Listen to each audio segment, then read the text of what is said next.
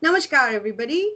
This is Purnima, and today in Parley with Purnima, we have a wonderful speaker and journalist and a celebrity from West Bengal, Kya Ghosh. She's also VP of BJP Mahila Morcha in West Bengal. We are talking regarding the West Bengal violence. Just to give you a little bit of background, you will not find a single large media house covering this violence. It's the Hindus and Hindu villages and the poor people are getting impacted, and unfortunately, not a single liberal media house like Washington Post, New York Times, BBC, NPR is covering that. So naturally, a question comes: what happened to the human rights watchdogs when people are getting displaced, murdered, raped, slaughtered, hanged? I don't have the answer. So today we are talking about that particular topic. So welcome, Kiaji. Thank you so much for giving me the time. Let's start with a short introduction. If you could introduce yourself, a lot to say about you. Welcome to our show. Thank you. Namaskar to all, and especially to you, Purnimaji. You've been such a fine speaker all this while. I was actually listening to you in awe. That wow, she really speaks well. Uh, about I really don't have a lot of things to say about myself.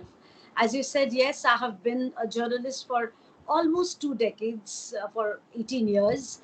I've worked with major houses of West Bengal and national houses like Star, now ABP. Uh, then on, I moved on to social work. I was mostly associated with Hindu Jagaran Manch, and from there I was sent to the political do some political work. Probably, I thought that yes, why not? Even this is a social work, because politics, that's the best way how you can reach people. And very frankly speaking, once I came over here, before coming, by the way, my husband, who is a doctor, he warned me of something that, you have seen things, a reality show on TV, you see, but this is the reality.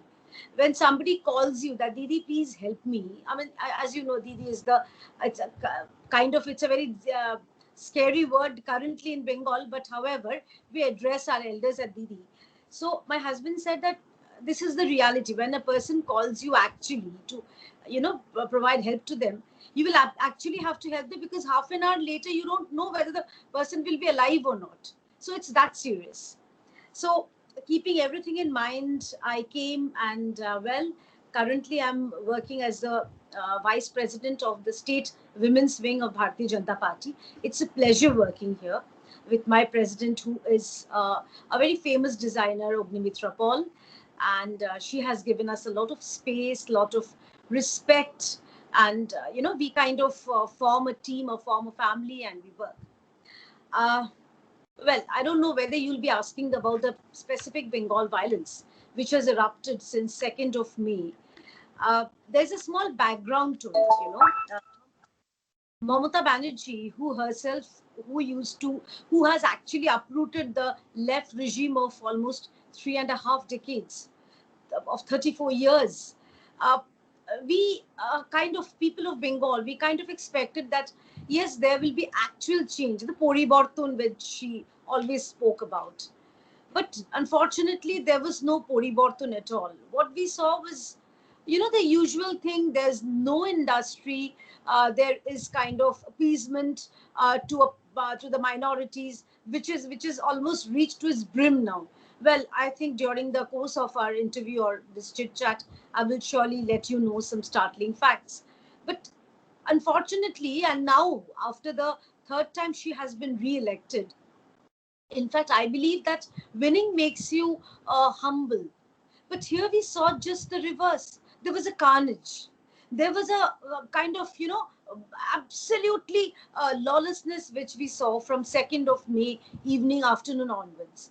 I am one of the panelists for my party in the state. I go to televisions, and right at the moment when I was in the television, when we were debating, you know, WhatsApp messages, texts started pouring in that these things has started happening. So this is something which was definitely uncalled for. Definitely there have been a murder of 150 odd people of our party, like you mentioned. They were hanged. They were just hanged. One 18-year-old boy, Trilochon Mahato, who is a tribal, who was just 18, who was just 18. He was hanged from the tree, and there was written on his t-shirt, at the back of his t-shirt, that since you are in BJP or a BJP worker, this is the punishment. So are we actually progressing in Bengal, or we are just going in the, in the medieval age? This is something very startling, Purnimaji. And it's interesting you mentioned about Poriborton. I'm not sure if she took that from Obama's slogan of change. It certainly changed America as well. Fundamentally, what we are seeing in terms of race battles over here was not over here 20 years ago. In America, I reached about 20 years ago. Plus, I've never seen a discrimination of skin color and nationality. Today, I am known by Bhakt, quote unquote. I'm also a Trump supporter, so I'm called as a radical extremist. MSNBC kind of organizations, media organizations are pushing narrative that they're actually saying that they have to ethnically cleanse the 75 million. This is the number they were published. 75 million Trump supporter has to be ethnically cleansed. So what That's scary. happened? Yes, what happened in India for 70 years, and or more so in West Bengal, Kerala, and Kashmir, is happening over here today. And there were cars burnt because they were sticker for Trump, supporting sticker. The houses had American flags were targeted. People were so scared that they would even take down the American flag over here. So of course you understand that the ideology is not really confined to India. We have seen those kind of dangas and riots and violence in India, but it's happening here, unfortunately. Now, if you remember, during the 2020 election, the riot gangs were ready, just waiting for a call, and the Time article piece actually said that they were on standby, just waiting for a call. If Trump was declared a winner, there would have been a massive riots just waiting to happen. Of course, in Oh my God. Washington D.C. What I see is just a repetition of what is happening in West Bengal, or so as to say India, because yesterday, as you know, a toolkit has been exposed, Yes. which was specifically designed. Earlier, also, you saw the toolkit. These toolkits are being specifically designed to defame the nation in front of the world. This is something, what happened to the nationality. And what you are saying to me, Purnima, it's very scary and alarming at the same time, because what happened to that God bless America thing? Because I believe, I always respected Americans over one thing, that for them nation comes first. Americans are generally, they love their nations. But now what you're saying, in fact, we saw from, thousands of kilometers apart, exactly what you're saying. These things are resonating. We feel the resonation right here, sitting in Bengal. It's like ethnically cleansing of the Hindu. Yes, Over absolutely. here, the demography is being changed gradually. Yes. And I'll narrate a very startling and very scary incident, of rather happening, which is, I just came to know. Uh, are you even aware? There's a village right here in West Bengal, which is in India, which is a democratic country. There is a village that has declared no TV, no playing, no games, no mobile. It's a Sharia village. It has been designed or doctrined in such a way that it will only follow the Sharia laws, and whosoever breaches this shall be punished. And it would be quite a very painful punishment, as I've heard. So, and what is the government doing, the state government? Aren't they supposed to look after the democratic character of the nation also, or the state also? So this is very scary. You remember, you're Bengali, you must have heard about the Noakhali genocide. So now what is happening? I believe it's a gradual repetition of the Noakhali genocide. You remember what happened in 1990 Kashmiri Hindus, the exodus of Kashmiri Hindus or Kashmiri Pandits. The similar thing, it's gradually, the ball has started rolling.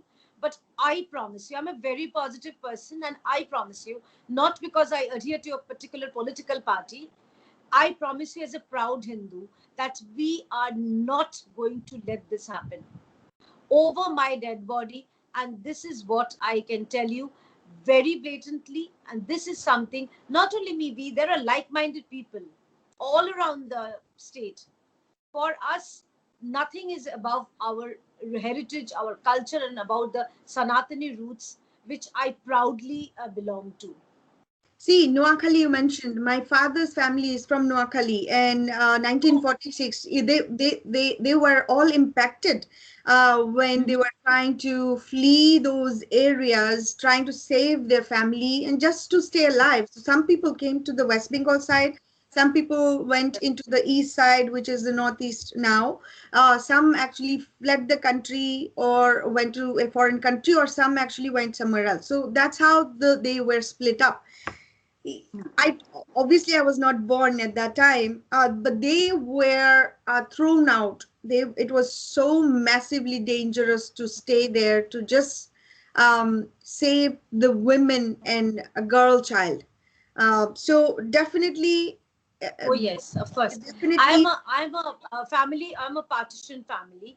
My grandparents, they fled the country during the partition, and they came to the country in 1947. So I know how it feels like. I've seen my grandfather. You know, he till his last day, he was he felt so cheated. He always said that, you know, we had so many things back there in Bangladesh, and we had to leave everything overnight just for a couple of these jihadis. And this is the word he always used to use, and he always used to say that, I mean, that was our land. And look what happened overnight. Everything changed. We had to we were forcibly with our lives, and thankfully I could manage to bring the entire family together. Otherwise, I don't know what would have happened. So I've seen the pain, you know, in his eyes, in my grandmom's eyes. So I've seen it, I've been through it. I'm sure this pain continues to generationally, even though there is not enough discussion and they don't want to talk about it because it inflicts some pain within. We know what's happening generationally. We feel that burden within us. Uh, Unfortunately, we can't even do anything about it, which happened before in 1946. It happened in 1990. It happened in 1971 during Pakistan and Bangladesh separation. It's happening in Kerala now. It happened in 2021 in West Bengal. We know the Bengal and Punjab were the biggest and largest provinces that were separated back in 1947 in order to weaken India. And even though the two-thirds of land was given to Pakistan, but majority of our heritage and 5,000 years of civilizational evidences is part of Pakistan today. And it's all strategic. Today, even though a land was created for them, by them, unfortunately, they're still in India and trying, and not trying, actually, they're continuing with their agenda of Islamization of India. I've been quite vocal about this situation and trying to at least open the eyes of Americans over here that we are not safe over here. And all the conversation that happened before the 2020 election, when Mr. Biden went out in the stage and said that Islamic scripture has to be taught in the schools. My God. He actually said that in a forum of million Muslim votes for Biden. It was organized by 7 powerful Islamic organizations like Engage, Empower, and etc. They have a hold on every single organizational level in the government as well as educational institution, plus the media and literally every corporation you can think of. So So this is a very similar tactics that has happened for last couple of decades, and today we are seeing the impact of it. And I've also heard that Imran Khan from Pakistan is actually working with the West to declare that criticism of Muhammad and Islam has to be punished with blasphemy law. We don't have this kind of stuff over here. You know, smiling. I'm smiling because I don't know, as you said, that there have been many uh, unheard of communal riots which has happened in Bengal itself during Mamata Banerjee regime. Before that, I'd like to tell you one more thing. It is not only post 2nd of May. There has been this, I would say, this a periodical exodus, a very planful, gradual exodus, which has been happening all around in West Bengal, especially Mamata Banerjee's nephew, Abhishek Banerjee, the Bhaipo, who we call, his assembly, his constituency, he is a member of parliament for Diamond Harbour. And right before the elections in 2019, there was a massive riot which broke. And as a result of which, there were targets, specific Hindu families, their houses, they were targeted. As a result of which, there was mass exodus or mass fleeing. They practically fled for their lives. So, like as Narendra Modi ji said, "Pehle jaan hai to jahan hai," and very very true. So they practically fled. What happened? There was a demographic change, and obviously the en masse vote of the Muslim communities went to Abhishek, and he won. There could be other reasons also. There could be unfair means also, but I'm not going into that details. Now, in during this 2021 elections, you have to understand something, Purnima. Mamata Banerjee, she had appealed to the Muslim minorities. She said that don't let your vote get divided. Vote, your minority vote should come to me, which was the reason she was banned for 24 hours by the Election Commission of India also. But actually, that happened. The 48% of vote Mamata Banerjee got. Out of that, 30 to the entire 30% vote came to her booty. Of the minority vote came to her booty, came to her party. So this was the plan. And now there have been, I'm not saying, there have been viral videos of all over social media where these community, these young, they are barely teenagers. Some are not even teenagers, they are barely 9 or 10. They are threatening BJP workers, BJP women with filthy and abusive words. So they know that Mamata Banerjee came to power with their votes. She is riding to power with the help of their votes, as a result of which they can do anything, they can say anything. And honestly speaking, there have been, you won't believe, we got a video where a Hindu Trinamool worker, she is complaining that why did they break my shop? I'm a Trinamool worker. But when the fact is, when this community goes on a rampage, they don't see whether you're a Trinamool, whether you're a BJP, whether you're a Congress or CPM. They will only and only mark you as a Hindu. No matter how much this liberal, so-called liberal community, they claim themselves, they would rather, wish each other Eid Mubarak. I didn't, and I'm absolutely okay with it. I'm absolutely non-apologetically. I'm proud that I did not wish Eid Mubarak over social media or to any of my friends, because I don't have to. I don't get any Shubho Vijaya or Happy Holi or Happy Diwali message. So I'm sorry. This is high time. You know, I'm okay. I'm okay with peaceful coexistence. But the partition issue which you brought, there is a very simple funda in this thing. India got divided on the basis of religion, right? Muslims, they took their share and formed Pakistan. So what about the Hindus' share? Why do we have to, in 1975, when Srimati Indira Gandhi, during the emergency which she imposed upon, why did she have to add the word secular? Prior to that, definitely there were some Muslims who decided to stay back in India. They decided voluntarily that no, I don't want to go to Pakistan, because what I heard, I don't know, you must be knowing better. You have a lot of exposure that the Hindu Muslim, sorry, Hindustani Muslims rather, who went to Pakistan, they were looked down upon. They were not treated at par with so-called Pakistani Muslims who were the original inhabitants of those areas. So certain Muslims, they decided to stay over. But there was not this division. It was Congress.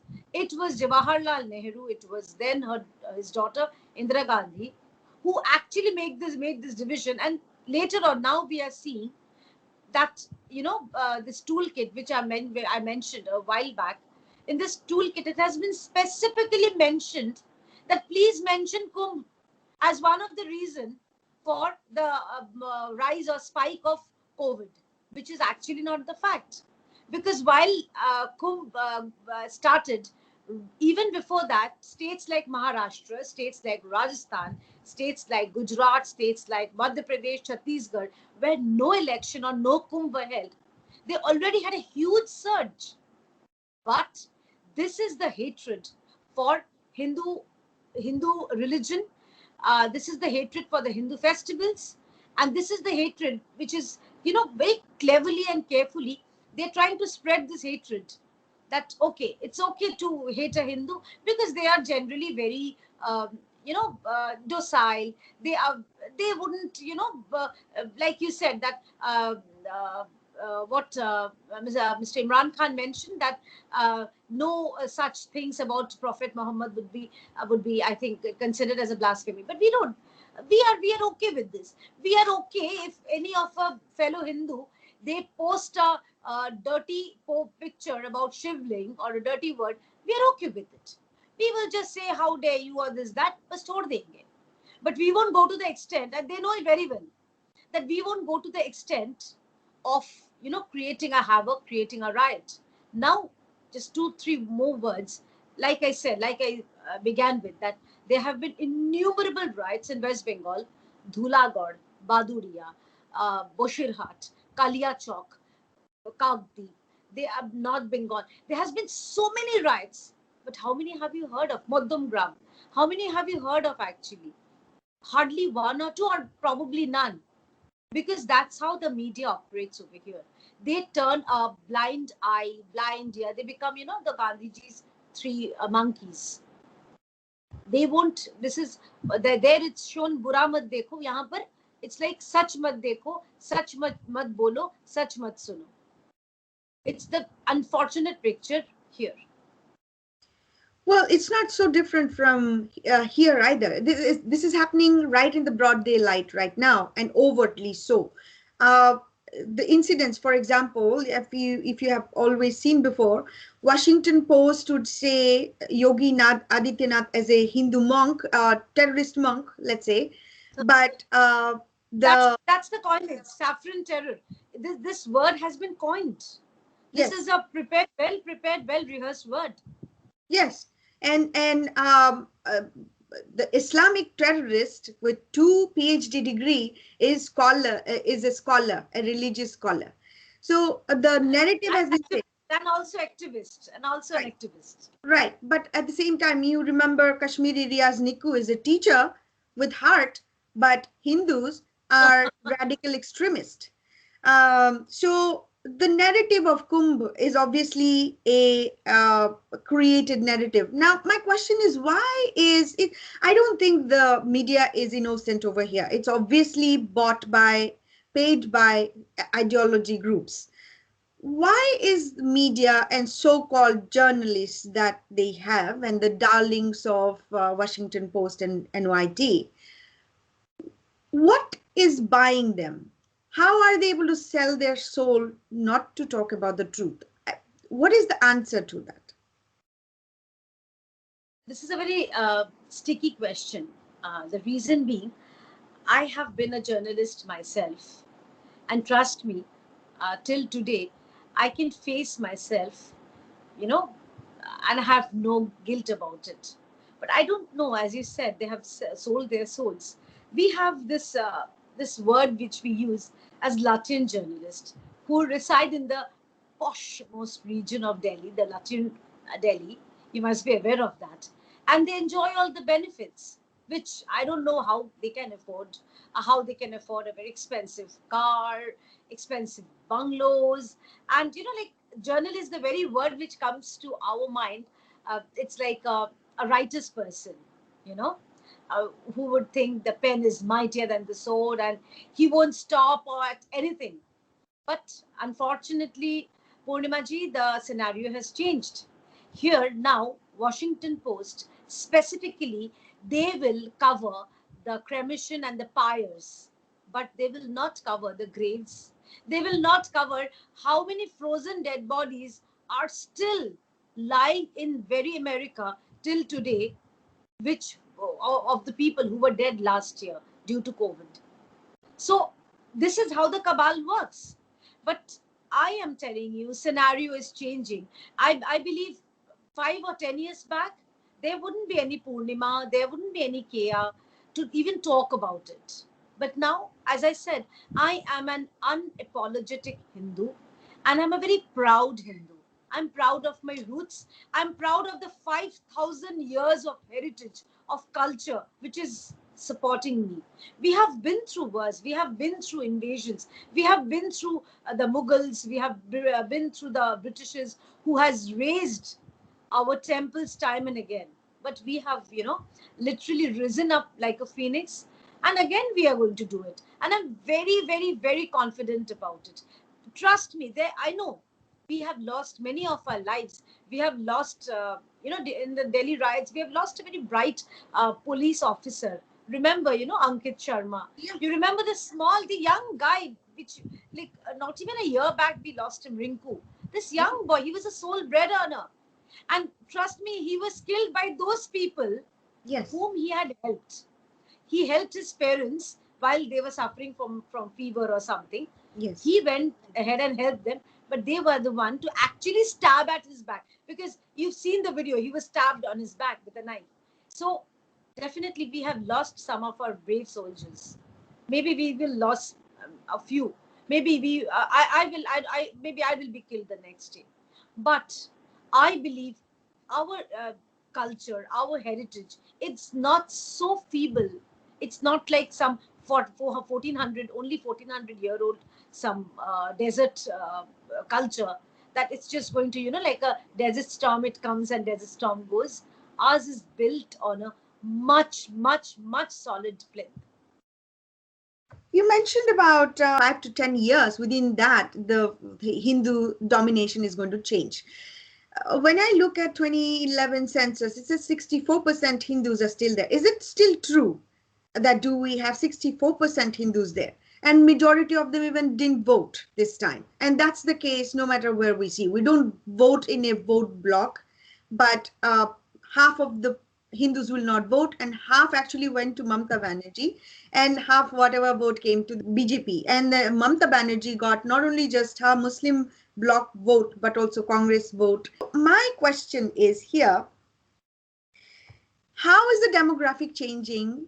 And obviously we have seen already, we have an evidence that Mamata Banerjee doesn't have any intention to carve what's happening against Hindus. She herself said Bangladeshi illegals are citizens of India. That's scary to me. Give us some idea what's going on. Is West Bengal going to join with Bangladesh within the next 5-10 years?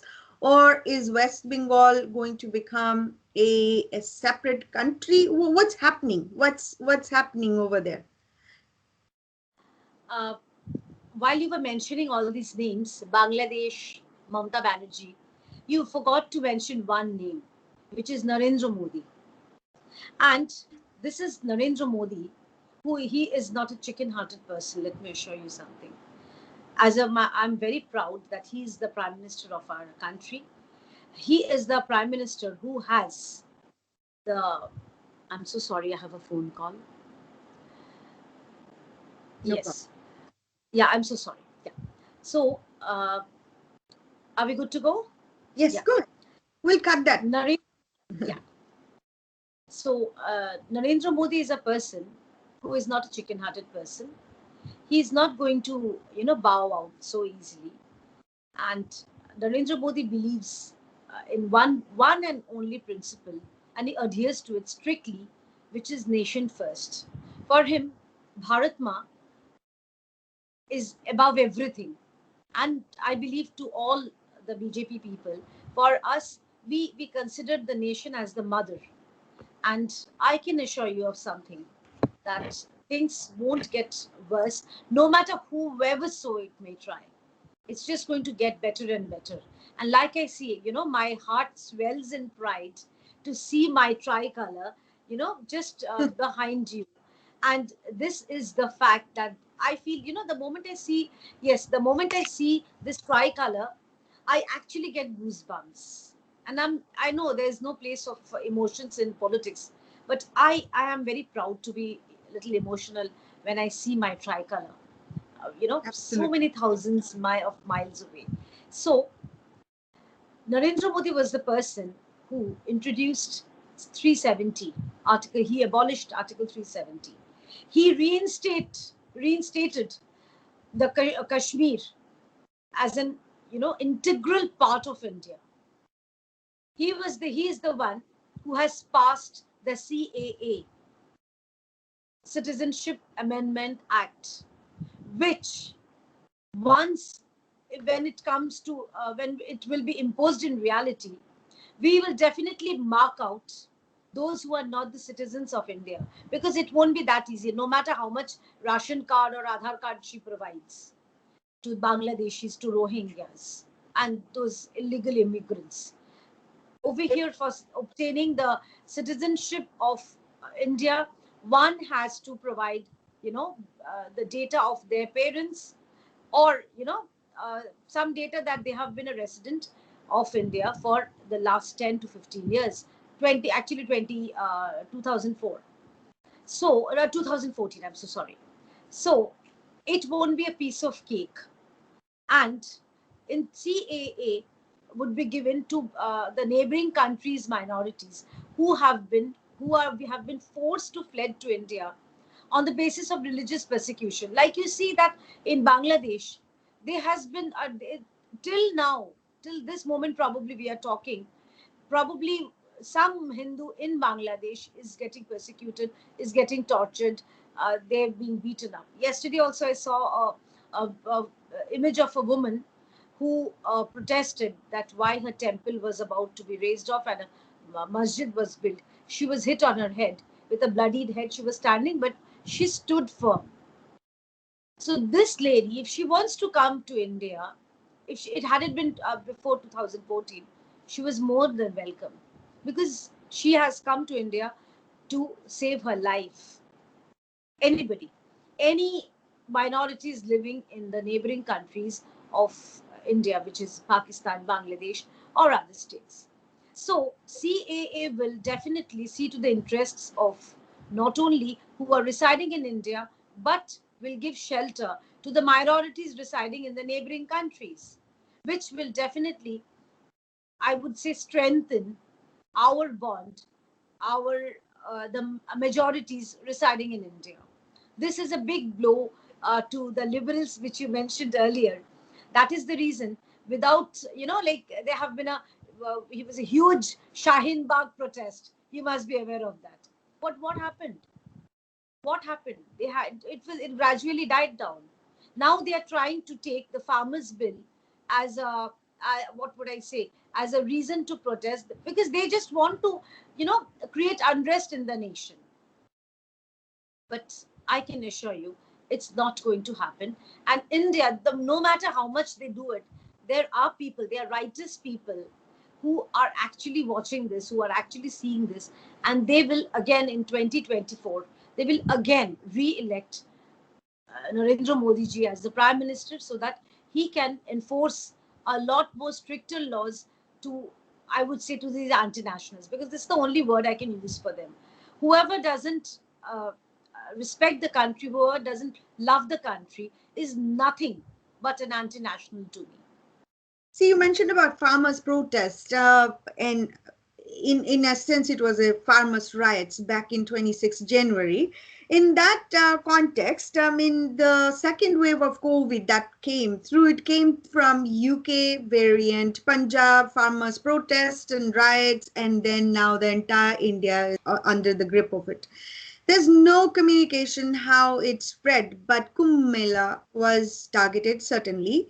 But the Eid bazaars were not, or the congregation on Fridays in the mosques and masjids were not targeted. So it is definitely a conspiracy, of course, but we're talking about, let's say, CAA, Shaheen Bagh. I wrote an article back in the days in terms of how BLM is exactly the same replica of Shaheen Bagh. And at the end, yes, Shaheen Bagh went, but see what happened. The Delhi riots, Absolutely. Very true. You are just bang on about the BLM movement. right. Absolutely. And then how it actually connected directly to the Delhi riots in its programs, and they came and said that it was by Hindus against Muslims, and they said, oh, the more of the Muslims got killed, so it must be by Hindus against Muslims, but they forgot that they are not targeting the folks whose part of the planning process, like Tahir Hussain, who executed the entire plan.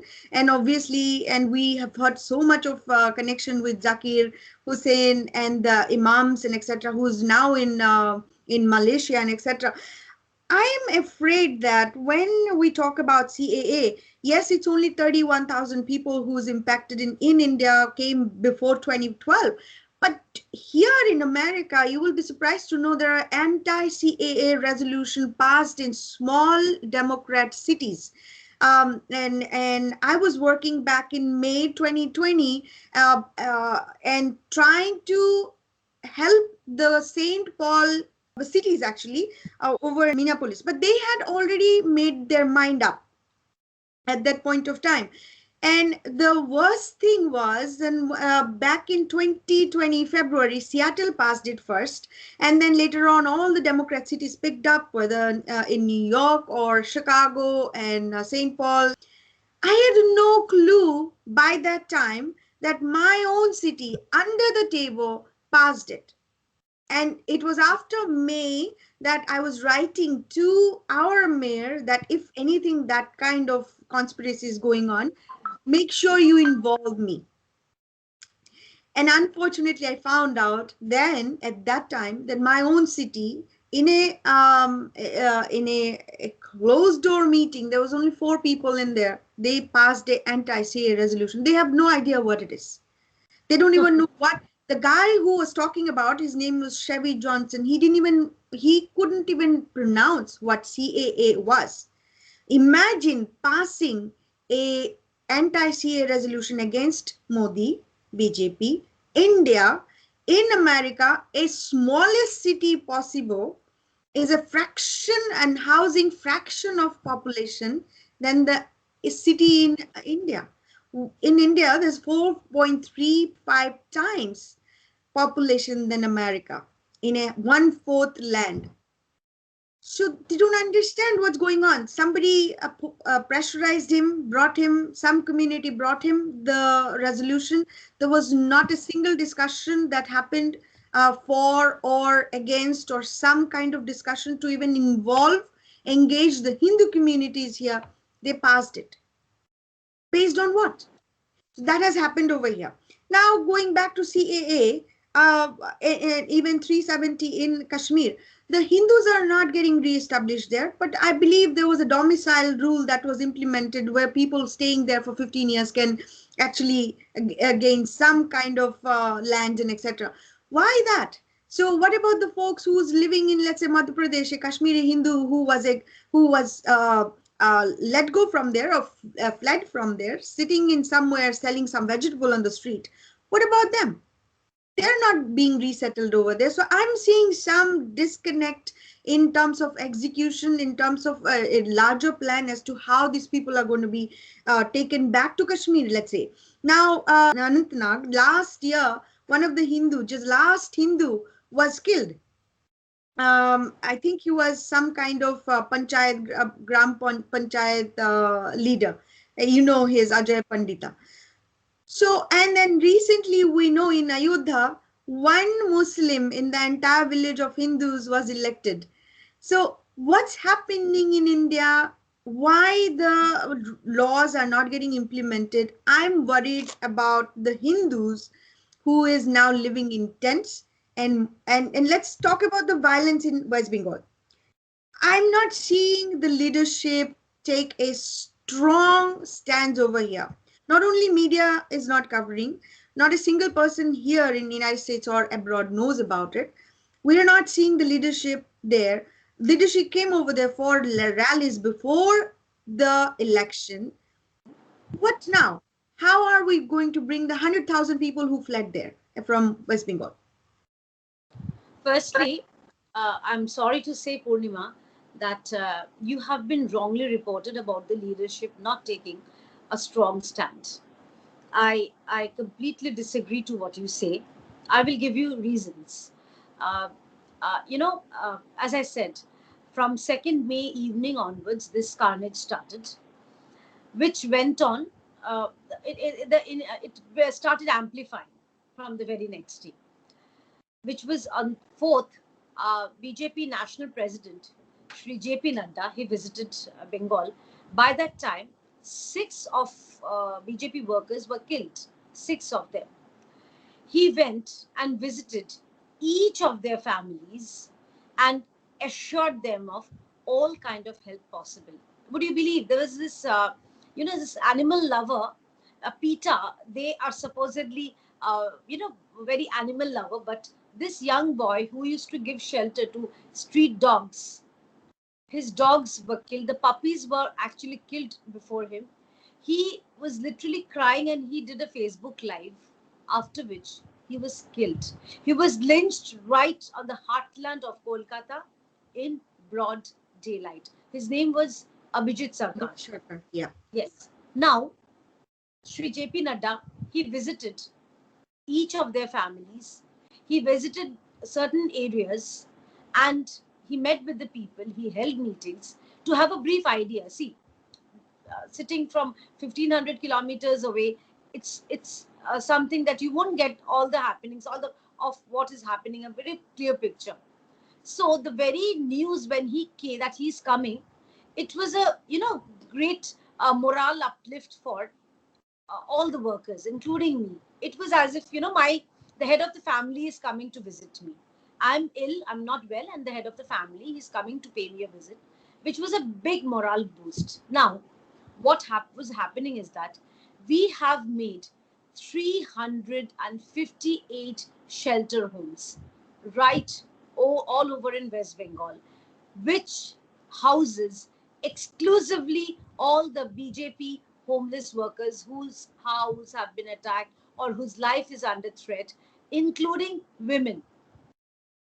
So, like you said, 100,000 people, they are homeless. Some of them, they have fled to neighboring Assam.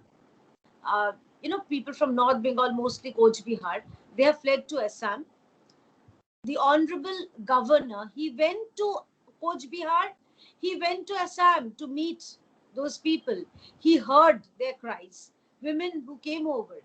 He went to Nondigram, from where Mamata Banerjee was defeated and Sri Shubhendu Adhikari got elected. Even there, we have an elected MLA.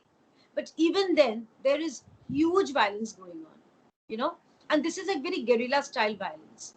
So, to combat them, I'm very proud of my leadership, who is not, posting pictures or selfies, okay, now I'm at this shelter home. I have gone myself. I have provided, dry food packets to the women and especially the children. There have been 9-month-old babies also, who had to come. So we provided baby food to them. There have been, 5-6-year-old children. We provided them with, copies so that they can, hold their online classes. As you know, that we are having online classes during this pandemic. So we are trying to do our best, but we are not flouting it. We are not going on social media and posting pictures, or we are not doing live videos of condemning the party or condemning the government, central government, or condemning my prime minister or home minister, just to show them in bad light.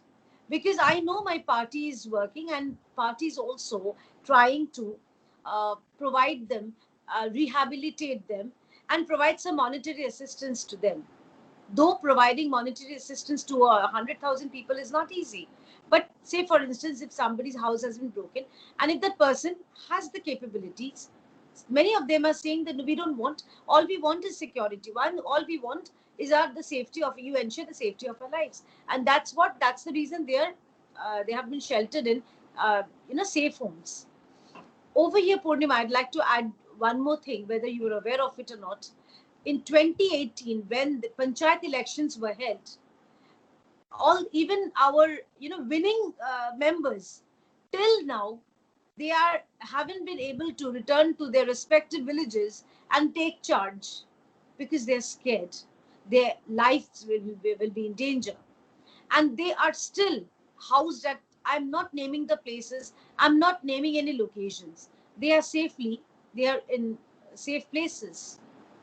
So the shelter homes, mostly this, I mean, courtesy the media, many of the journalists know that mostly the safe homes are the district headquarters, district party offices, which is holding more than 200 to 250 people on an average, because we have big party offices.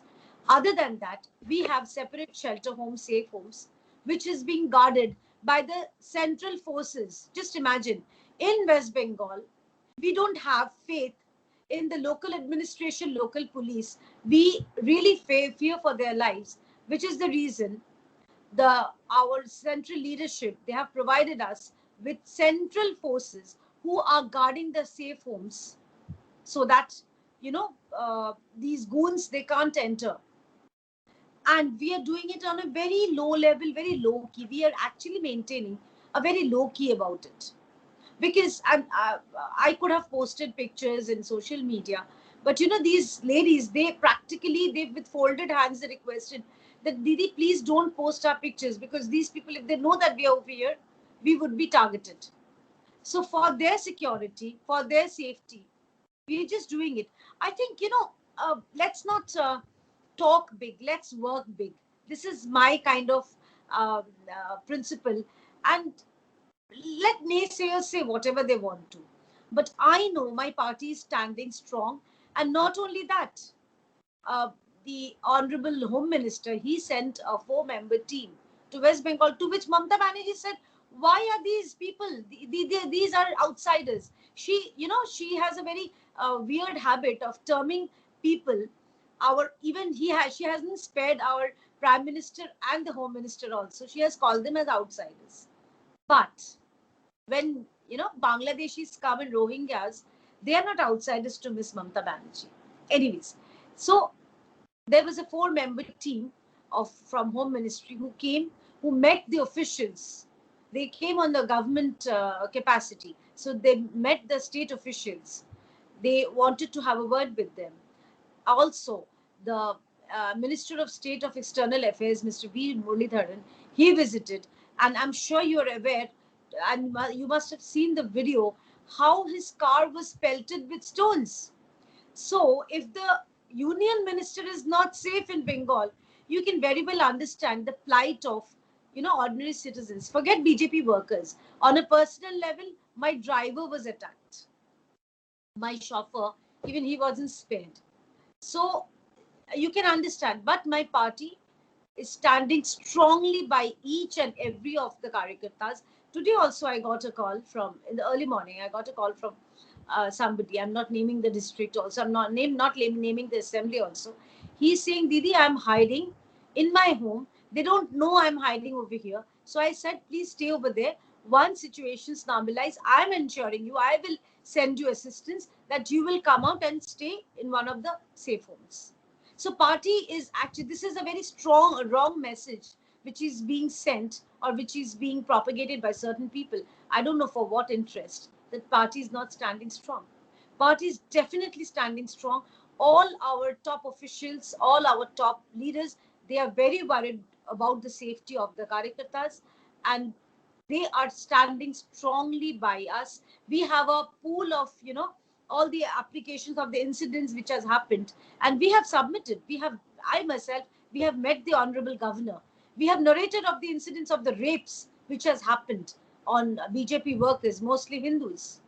These are targeted violence. These are targeted assaults. And we have reported to the Honorable Governor also. You mentioned we don't know why it's a narrative has been set. We already know Trump was ousted here for a reason. He was the barrier for the communist, Islamo-communist regime taking over. Narendra Modi is the same. And I've been saying about it for quite a while and loudly so that after Trump, the next target is going to be Modi. And that's happening right in front of our eyes. The issue is that it's not just happening from one direction, but everything is happening at the same time.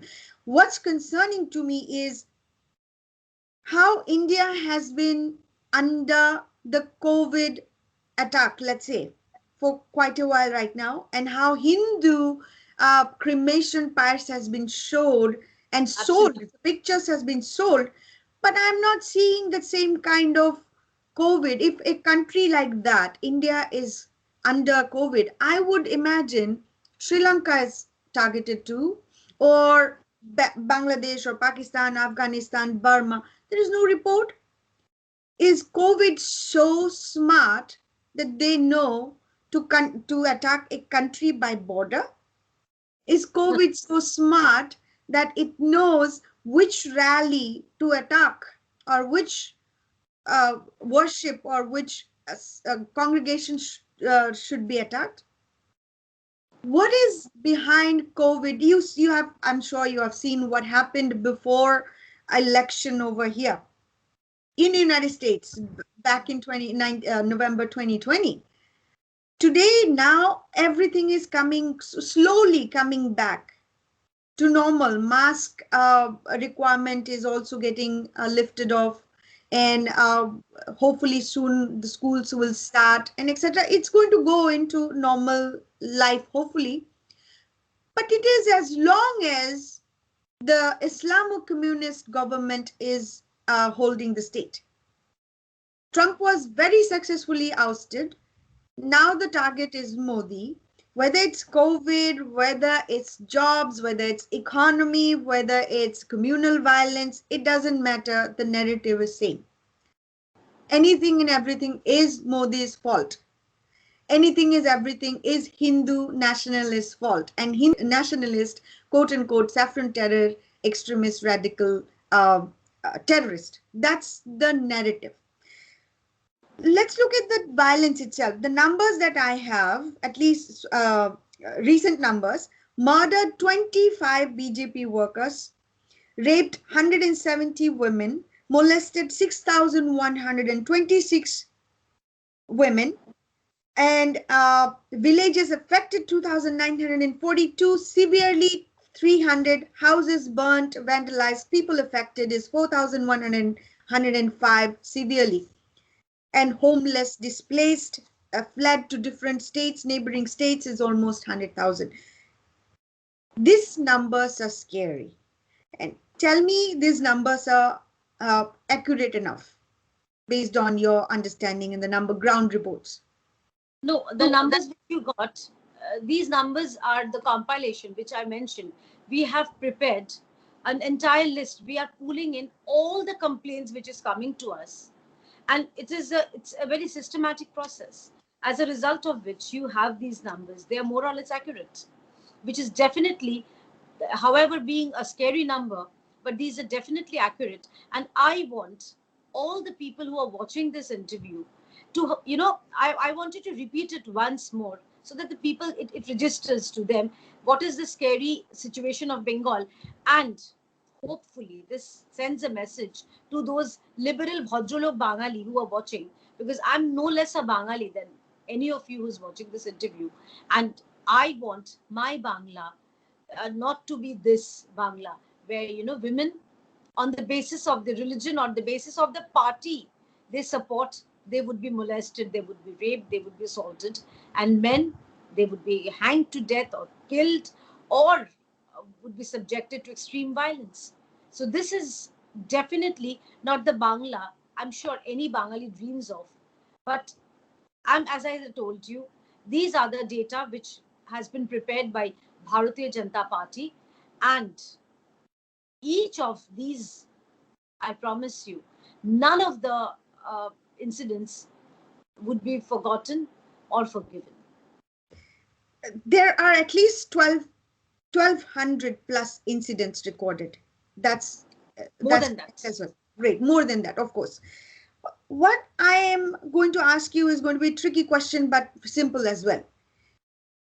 Would India or Muslims of India or Muslims of any country tolerate even one incident like that if that happened to one Muslim person in West Bengal? Why? Absolutely. It's a very simple answer. No. As I told you, these riots, there was this riot in Bosirhat. There was some Facebook post which young boy, young teenager, he posted. He later on he accepted that he probably posted by mistake, or somebody hacked into his account and posted a very obscene picture. His house, they literally wanted to put the house on fire. They said that hand the boy to us. They would have probably stoned the boy to death or something. And it was a mayhem, it was a riot, complete 5-day riot. So the tolerance level of these so-called tolerant people is this much, wherein we, as I said, there have been incidents. And Mamata Banerjee made this lady, one of her candidates also, she was seen to be posting a picture where a fictitious character is making a shivling wear a condom. But she gets away with this. We find this very, a matter of joke.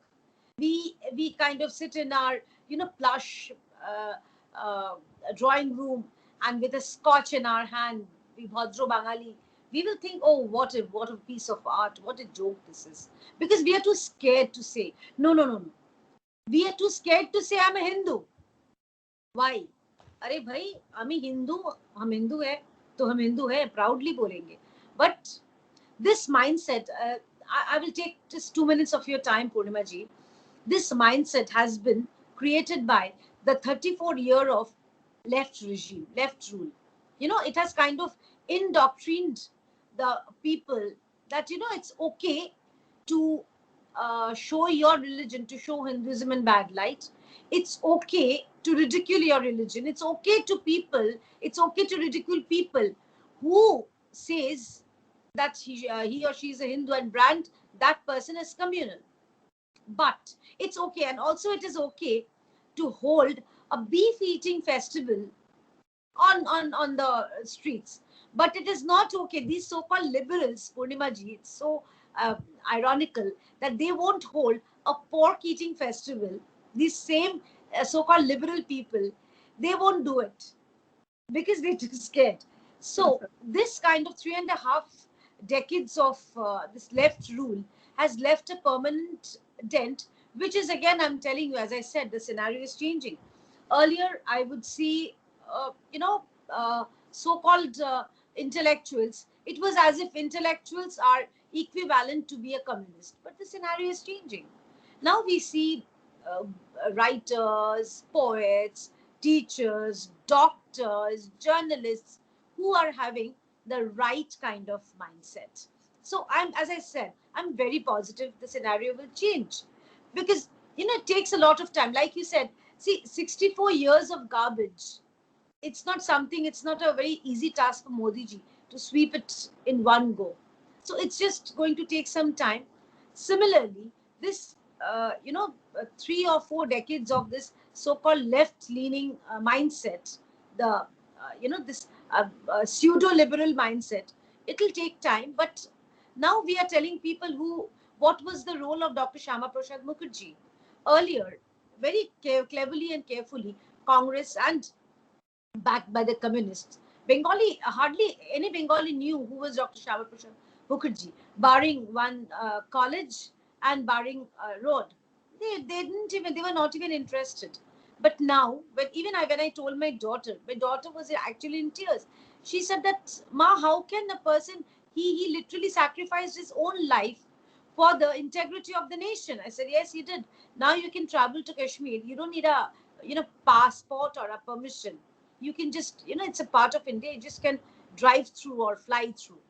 That is Dr. Shyama Prasad Mukherjee, and that who is the uh, uh, what would I say? Who is the builder, or who built the plinth of Bharatiya Janata Party, who created Jansangh.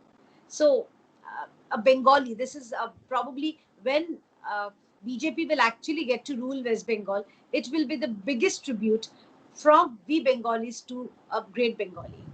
But that's the land, the Bengal is the land of Netaji Subhash Chandra Bose, Aurobindo Ghosh, and so many freedom fighters, literally the founders of our independent India today, so-called.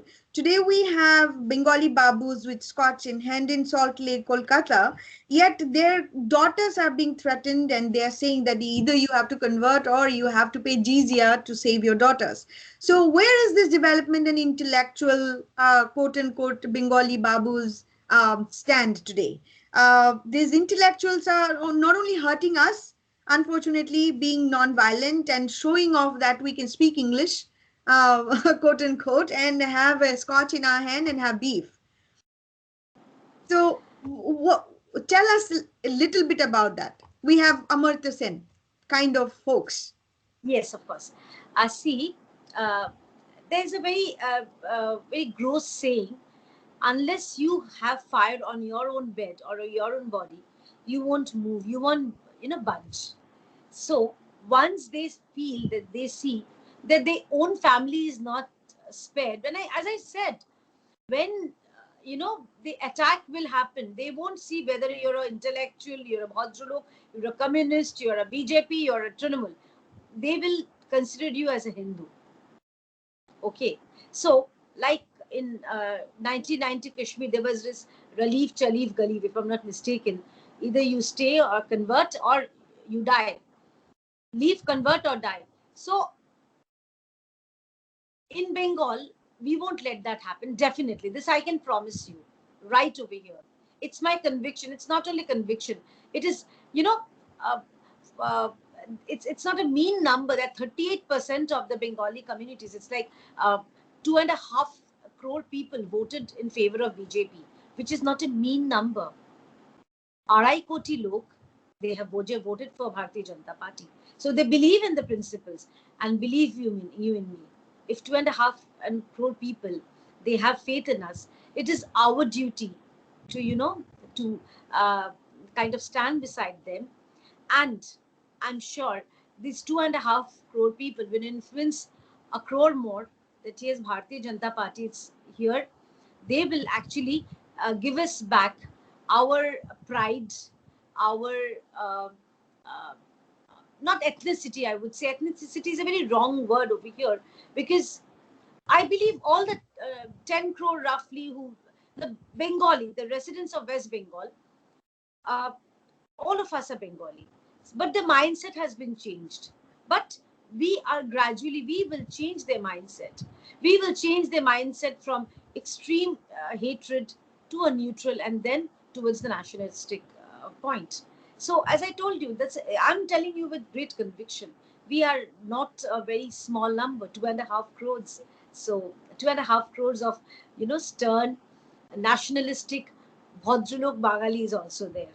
And listen, you, whoever intellectual Bhadralok is listening to this, we are over here to build a real Shonar Bangla, which, like Purnimaji said, Rabindranath, Nazrul, Netaji Subhash Chandra Bose, Rishi Aurobindo, Swami Vivekananda, and of course Dr. Shyama Prasad Mukherjee dreamt of. What I hear from you is you are positive, optimistic. Things are going to get better. But I'm looking at a grim report like Calcutta High Court is actually giving wawa to Mamata Banerjee's steps. And they're also giving a big pass to her, saying that during the violence, there was no state government, so she doesn't get to be punished for what happened, even though her party folks have created and actually committed this kind of heinous acts. How do you fight with the judicial system? What's the process? Uh, judicial is a very tricky thing. So this particular comment or judgment you're mentioning about, after that there has been a number of developments. Uh, truth is something I always believe that truth prevails. Satyameva Jayate. So, a day before yesterday, you're aware that four of Mamata Banerjee's top leaders, they were arrested for a Narada scam, which was a sting operation where these high-profile ministers and leaders were seen accepting bribe. Okay, so while they were brought in the CBI custody, there was a huge mayhem. Mind you, there is corona pandemic going on. There is lockdown going on in West Bengal. Despite of that, thousands of TMC supporters, they gathered. They not only gathered, it was a very unruly mob. They pelted stones on the central forces. They used abusive words. They hurled water bottles filled with God only knows what to the central forces. These things, these incidents have been reported and sent to the Honorable Court, High Court, where the Honorable High Court has mentioned that the state government under Mamata Banerjee is absolutely not being able to take care of the administration, whereby this unruly mob. And over here also, there are very hypocritical thing that right the day before, which was on I believe 16th, three of BJP newly elected MLA of North Bengal, they held a very peaceful protest because uh, owing to the pathetic conditions of hospitals in North Bengal and the violence going on. So they protested. All three of them were arrested. Three of them, mind you, okay, and they were standing with maintaining sufficient social distance. Earlier than that, when the lockdown was not announced, eight of us, including me, my president, who is again a newly elected MLA, and there was this again MLA from Shaltora, and there was Honorable MP Rupa Ganguly ji also.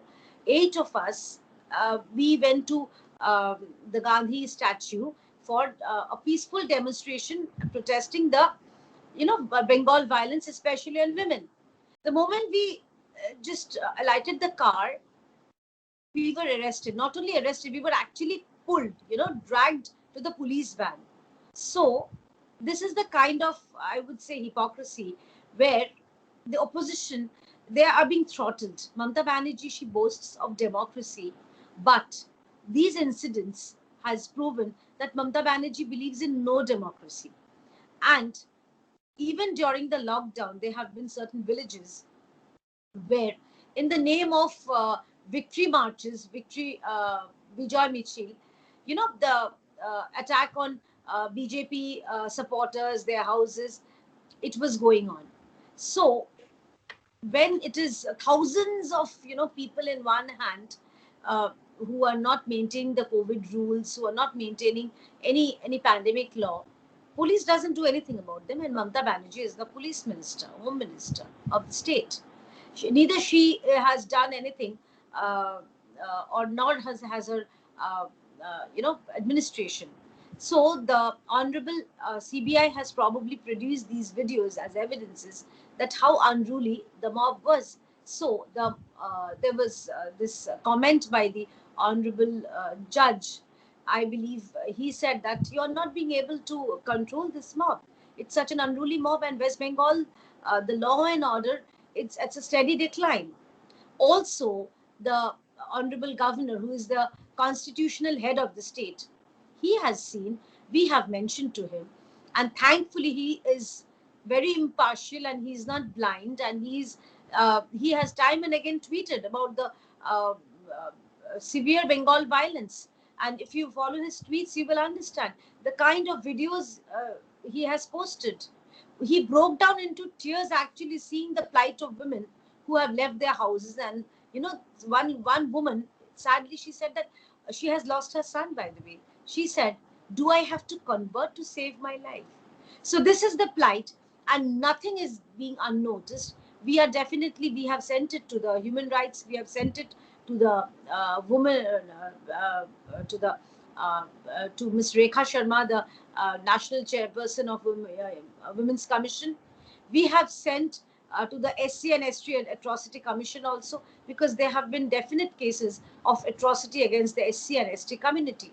So we are leaving no stones unturned, and we are trying to make people, more and more people, know that what is happening in Bengal. Now, if you wish to, keep mum, but as I said, Gandhiji's bandar, that I won't hear the truth, speak the truth, or watch the truth, that's different. But if you can, see all over social media, more and more people, they are voicing the opinion on the Bengal violence. Many of my friends, one of my friend who resides in Dubai, I'm so grateful to him. He called me and said, "Are you safe?" I said, "Yeah." Then he said that, well, your birthday is approaching. Let me, send you a all expense paid birthday gift, or a holiday for you, your husband, and your daughter. I said, "No, thank you. I'm not going to leave ground. I won't be an escapist. I'll stay over here and fight it out. And in the meanwhile, you please keep this. I will encash it sometime later." That was a joke, by the way. That was a joke. Like I heard the joke, and you and me are probably similar. Our jokes are kind of very dry. Sometimes we have to say it was a joke. Yeah, very poor Yeah, practices, and I'm I like that. forget midway Yeah, also. it's But the interesting. incident actually happened. I'm so grateful to that friend. He actually called me. He said he calls my husband Dr. Sab. He said, "Ki Dr. Sab," and my husband, I'm very proud. He's a COVID warrior, so he's a frontline warrior. He is treating so many patients. So I'm so proud of him. So, like he said, that Dr. Sab also needs a break. You need a break, and you people come over. So it was like, it Well, I was don't a think good gesture. mother doctors and politicians shouldn't have any breaks. They don't. They really No, don't. no, no, they don't. Similarly, Actually. journalists as well. But And interesting that you my daughter has said she doesn't want to marry a doctor, by the way. She says that my father doesn't have any time. mentioned. And these days, IT professionals too, you see every couple of weeks there's a go live and etc. You can't really sleep. After you come back home, you cook, you eat, and then 9 o'clock you start calling again. Your international call starts. So it's. I guess we are all in that kind of mode now. What I'm hearing from you today is that BJP is working their shelters bill, staying there safely. Central forces are guarding. But I'm also hearing that police is not registering cases. If you go and try to file FIRs, there will be 10 times more FIRs coming against you from the opposition party. Police is saying not to file any FIR and accept. We understand police is Mamata Banerjee's force. Why are they working like that when you mentioned, obviously it's for everybody, it's supposed to protect all the citizens, but they are not? And how is it legal even? No, Mamata Banerjee, she has her own way of, I believe, ruling the state. She addresses the IS officers with, as like, to me, being a Bengali or being a people from person from India, you will know that we respect people as apni or aap, but she addresses to them as tumi. So she doesn't have any respect for the police officials. It's very unfortunate. And the police official, they are like working as an extended. They are working like the extended party cadre. And as you have rightly mentioned, you have rightly said, you have rightly heard that, and so many false cases are being levied upon our BJP workers. So many false cases. It could be dacoity. It could be, uh, you know, uh, uh, we call it hashish case. It could be anything. You just name it. It could be anything. So it could be even molestation case also. So this is how I believe Mamata Banerjee, she's so worried about, and she actually sat on a virtual dharna uh, when her, accused and her corrupt leaders were arrested. But she's forgetting about thousands of people, thousands of BJP workers who are till date behind bars owing to false cases. And some of them, they have been really, in very bad, dire straits, their families. So, once they approach the party, kind of, lends their helping hand towards them. But as you can understand, the family is shattered. Money doesn't, uh, cover up everything. A child is growing up without the father. A husband is not seeing, oh, sorry, a wife is not seeing the husband, or the mother is missing her son. So this is happening. The police has become, unfortunately, an extended uh, party office. They are working as the cadres of Mamata Banerjee, which we saw during the left regime as well. This is absolutely Mamata Banerjee. She is absolutely working in the lines of how the communists ruled. This is complete autocracy. There's no democracy over here.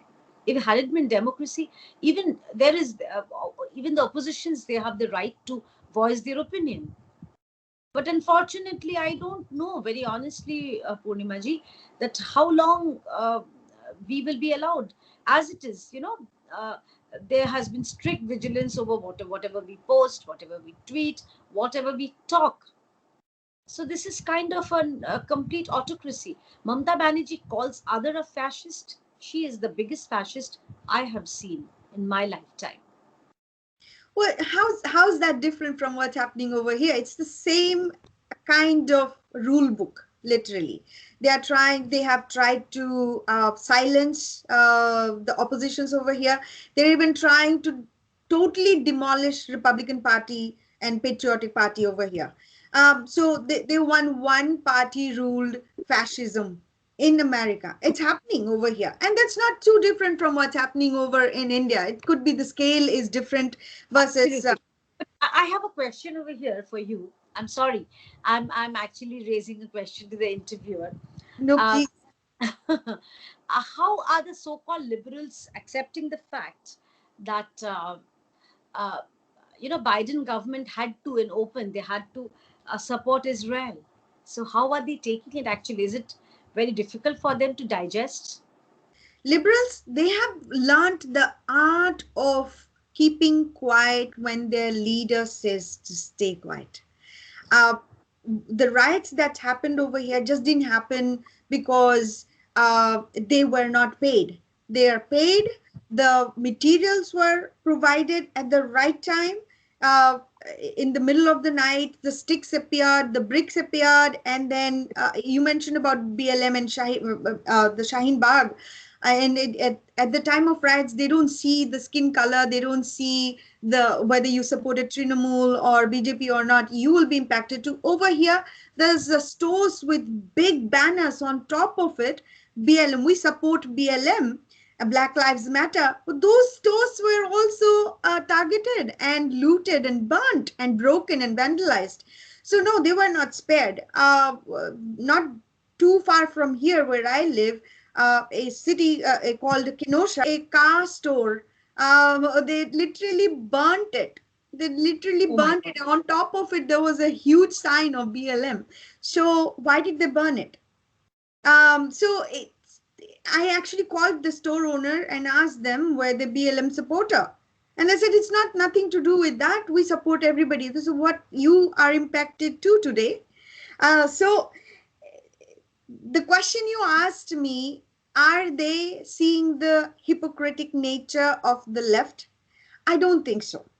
I think they have been brainwashed in few narratives. A, Trump is fascist. Whether he is fascist or not doesn't really matter. Whether it is true or not doesn't really matter. Two, all the Republicans are bad. Anybody who speaks of nationalism or patriotism is bad, needs to be erased.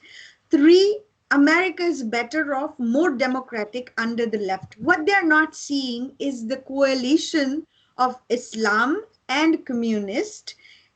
Over here, even white-skinned Christians are targeted. I'm no Christian. I have no angst against them as long as they don't come and tell me that you must convert because your religion is the lowest and you are heathens and kafirs and stuff. Unless that happens, I have no qualm about it. Do whatever you like. But unfortunately, here in the United States, white Christians are getting targeted. And there are also huge politics happening over here. And of Hindu population is so tiny in the entire United States context. It's only 0.7%, not even 1%.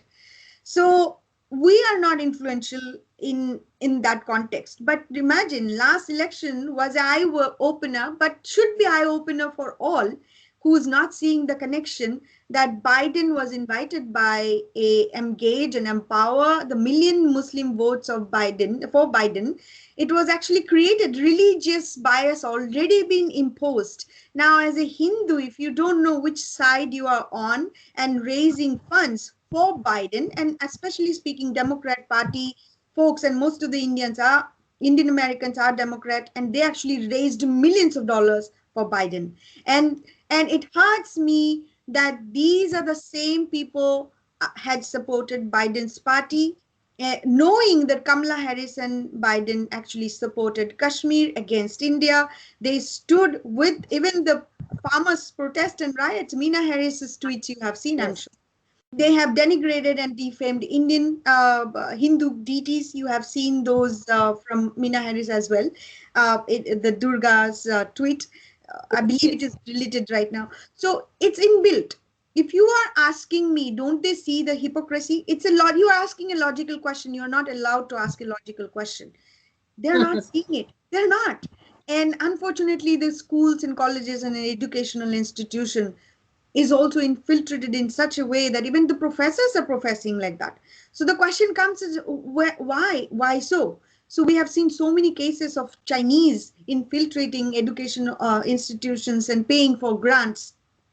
And also these people have literally been transferring information of IPs and etc. to the Chinese authorities. We have a problem that our people today are not able to understand. I think that's the saddest situation we are all. It's not about India. It's not about America or France. Look at what's happening globally. And whether it's West Bengal, you don't know where it is, doesn't really matter. But my backyard here, about 30 minutes from where I am, a few months ago, there was a very low key news article came through. Those two people were arrested over here for ISIS recruiting. Just 30 minutes from here. Online, they have been recruiting for ISIS.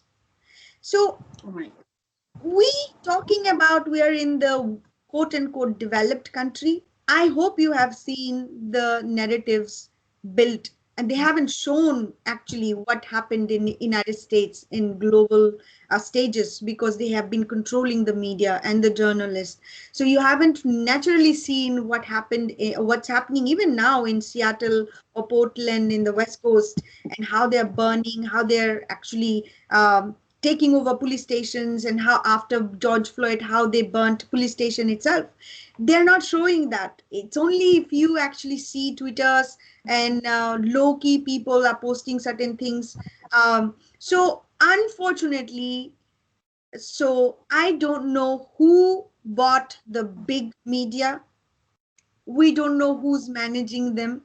They're not out there to uncover the truth. They're speaking exactly the talking points from quote unquote toolkits.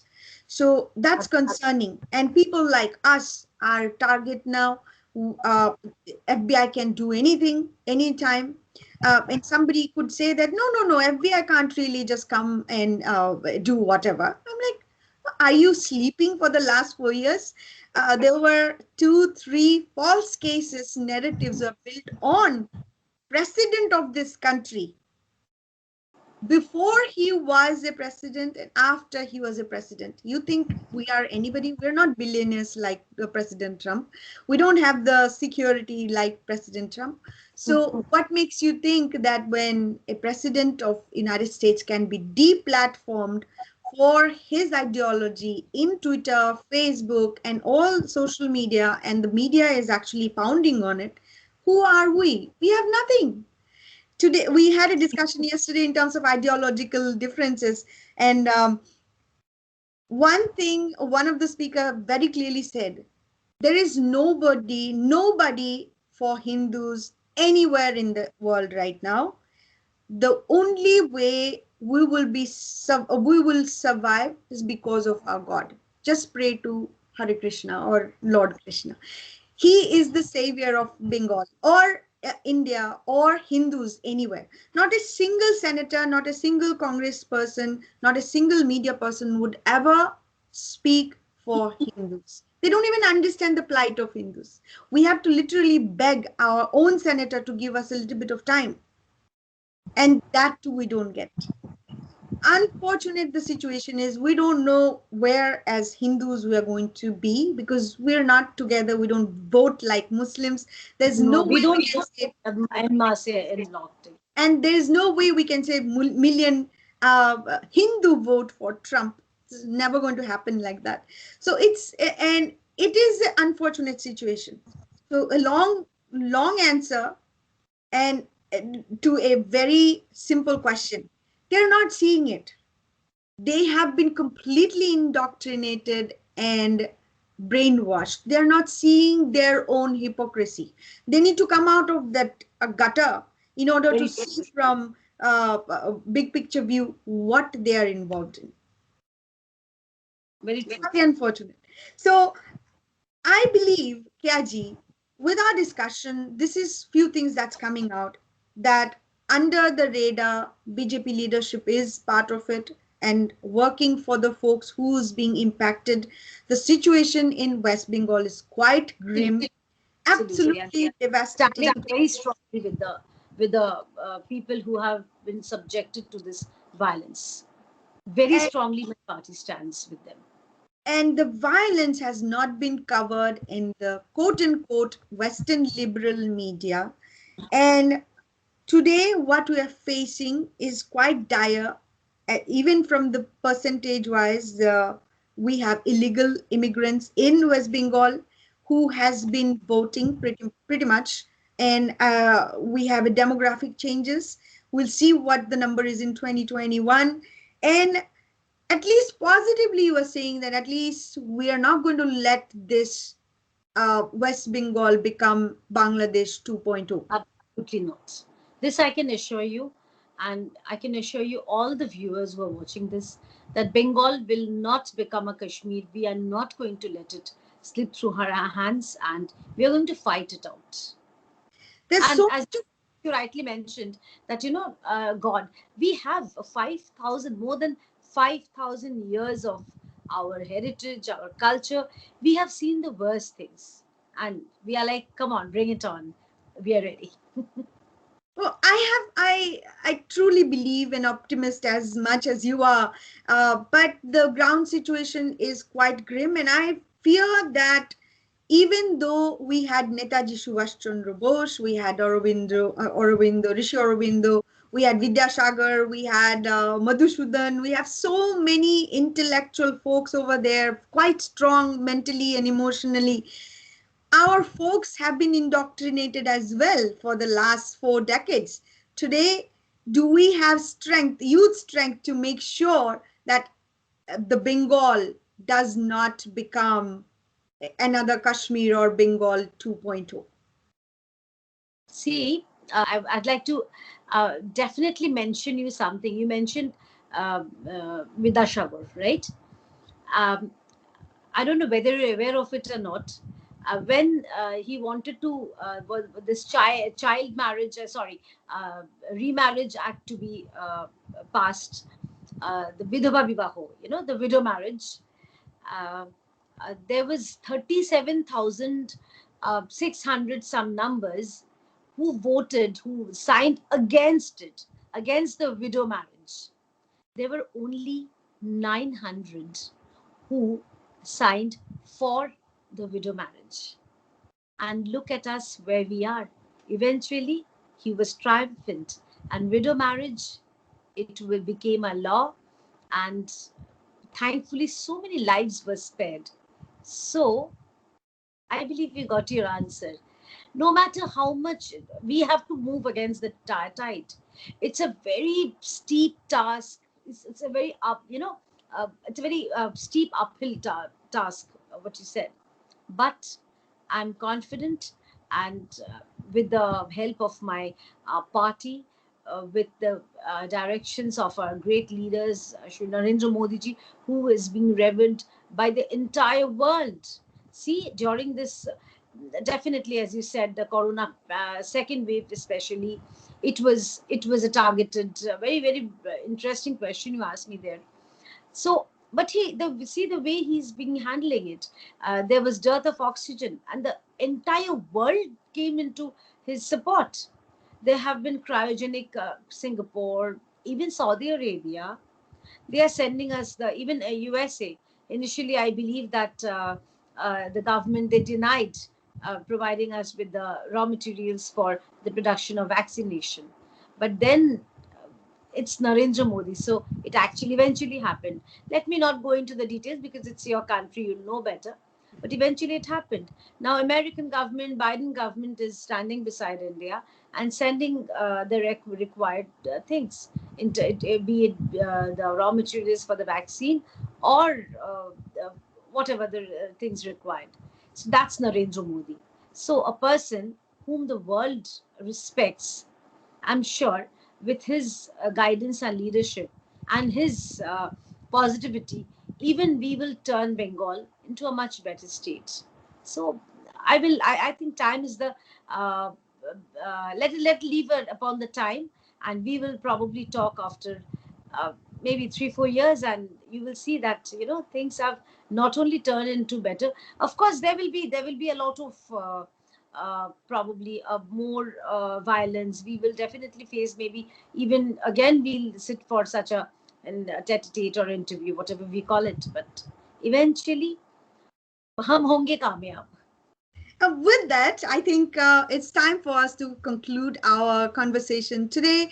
Whoever is listening to this interview, my kind request for you to understand the left Marxist cabal is quite organized. They can control media, which is what's happening throughout the world, and West Bengal is no different. And the violence that we talked about today, and several other speakers before, you see a severe pattern over here that media doesn't cover the Hindu plight. The politicians are not standing by Hindus, and we have educational system that is not literally helping Hindu histories and heritage.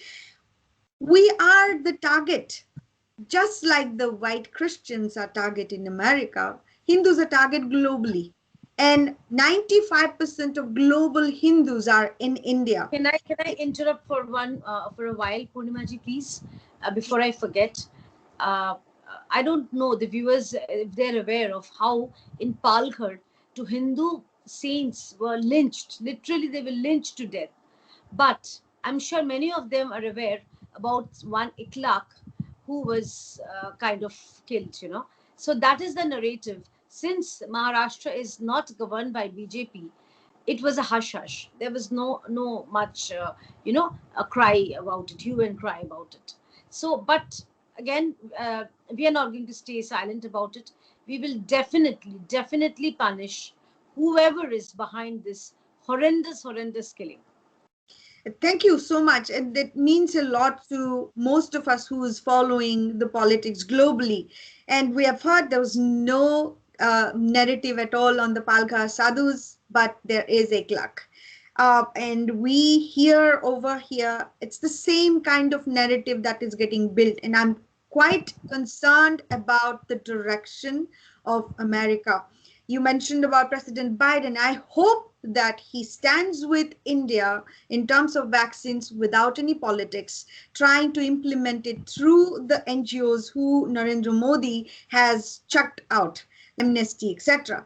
And I would also urge all the human rights watchdog, quote unquote, please be truthful about human rights issues. If you are truly on that path, be biasless and open for all the atrocities. You cannot just keep eyes closed for certain sect and implement certain kind of narratives for some special interest group.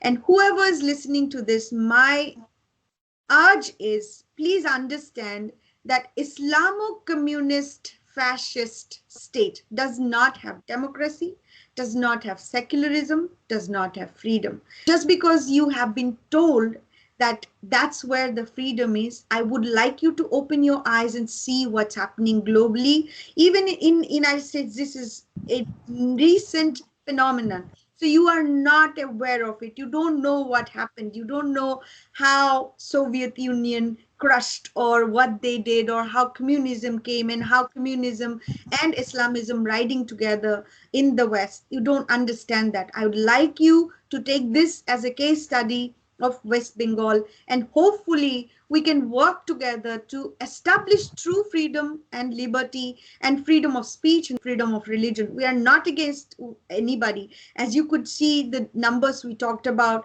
was horrendous. Not a single media would tolerate one Muslim person being attacked.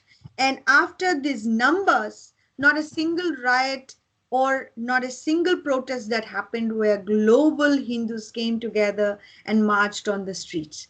It could be an issue of Hindus, but we are non-violent. We have been indoctrinated with the word called non-violent. We don't even pick up a placard to ask for our rights.